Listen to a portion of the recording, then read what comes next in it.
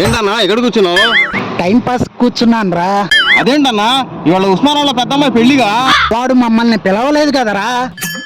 ఆడు పిలిచేదేంటన్నా, మనమే వెళ్ళిపోదాం. అంతేనంటావా? అయితే పద. కూర్చోరా, వెళ్ళిపోదాం.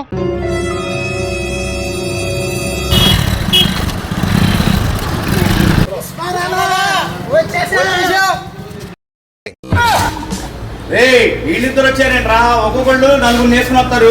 ఏ గప్పారి అడిగేదో టిప్పు పంపించాయి. ఏంటన్నా? ఈ పెళ్లి భోజనాలు కాదు, దినం భోజనాలు. ఎంతానికి ఏ భోజనం అయితే ఏంటన్నా?